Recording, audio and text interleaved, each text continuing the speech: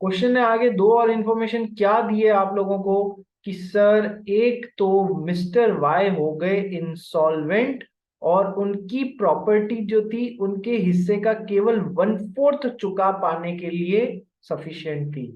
दूसरा, Z is compelled to पे the whole date.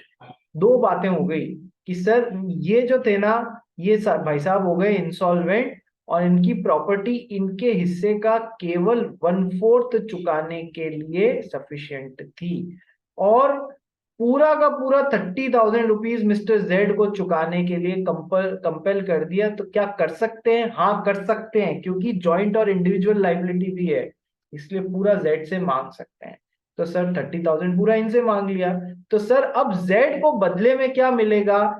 X और वाई से कंट्रीब्यूशन वसूलने का राइट मिलेगा, क्योंकि it is joint liability as well as several. तो सर इसको राइट मिल जाएगा, कंट्रीब्यूशन पर लेगा। तो सर एक्स से 10,000 रुपए का लेगा, खुद का तो 10,000 रुपए पे किया है। वाई से लेना 10,000 रुपए का था, लेकिन 2,500 रुपए ही मिलेगा, क्योंकि उसकी एसेट्स 1/4 ही उसके हिस्से का चुकाने के लिए वो है। तो सर 2,500 रुपए का इससे कंट्रीब्यूशन मिला। कि सर लॉस कितने का हो गया? कि सर 7,500 रुपए का हो गया।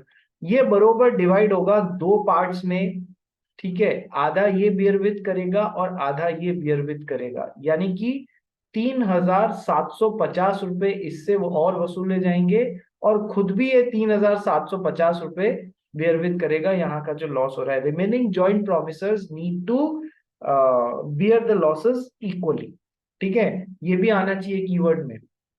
तो सर अब कंट्रीब्यूशन एक्स से कितना? कि सर 13,750, और वाई की तरफ एसेट से कितना? कि 2,500 रुपये मिल गया, और खुद का इसका कंट्रीब्यूशन हो जाएगा 13,750 रुपये।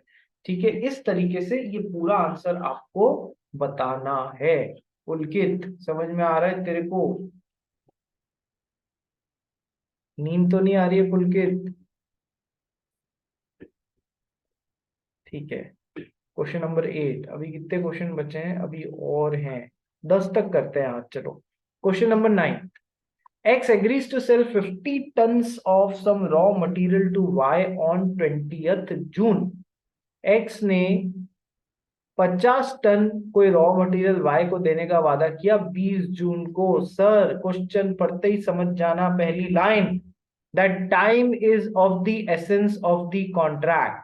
Time is of the essence of the contract. यहाँ पर टाइम परफॉर्मेंस के लिए बहुत ज्यादा असेंशियल है। 20 जून को वादा किया है, जो वादा किया है वो निभाना पड़ेगा। एक गाना था बहुत पुरानी फिल्म का, जो वादा किया है वो निभाना पड़ेगा, रोके खुदाई चाहे रोके जमाना तुमको आना पड़ेगा।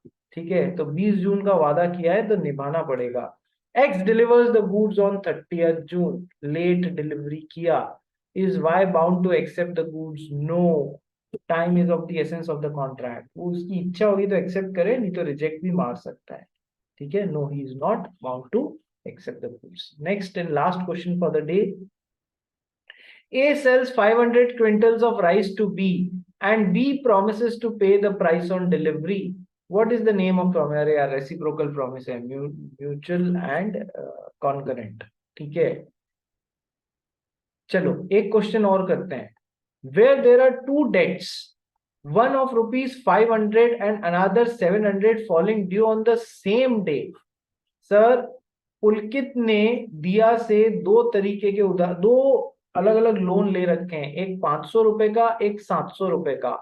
ठीक है, और वो उसने पेमेंट किया 600 रुपए का। यदि 500 का किया होता तो हम समझ जाते कि उसने इनडायरेक्ट इंडिकेशन दिया है, एक्सप्रेसली नहीं इम्प्लाइडली बताया है कि 500 रुपए का लोन चुकाओ। 700 किया तो 700 का, लेकिन उसने कितने का किया? 600 रुपए चुकाया, बताया भी नहीं कि कौन से के अगेंस्ट एडजस्ट करना है। तो टॉपिक का नाम क्या है? टॉपिक का नाम क्या है? जल्दी से बताओ मंशा, टॉपिक कौन सा है ये?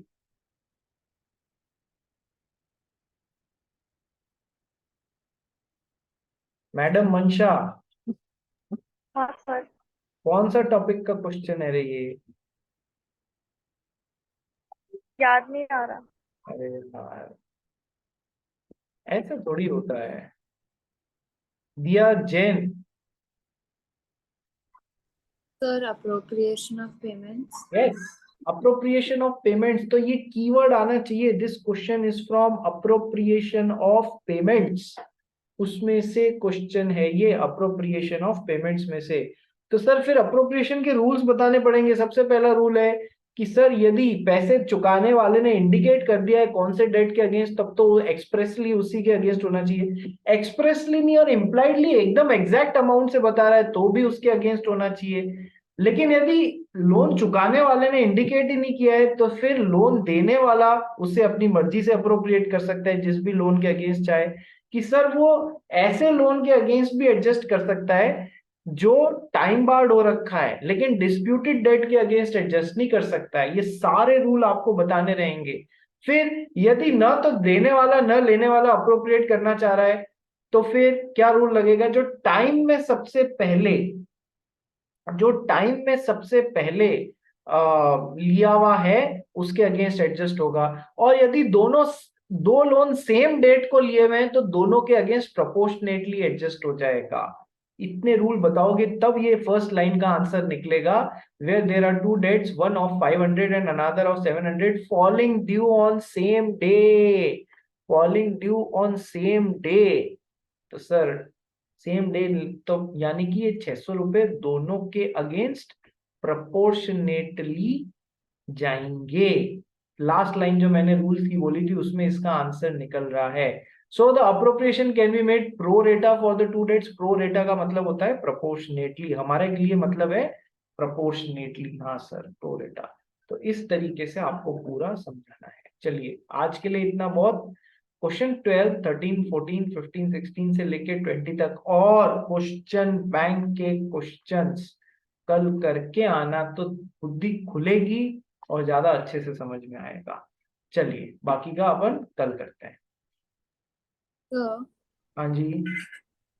मेरे को कंपनीज अकाउंट में डाउट था। कंपनीज में डाउट है, ठीक है, जिसको डाउट है वो रुको, बाकी सब जा सकते हैं।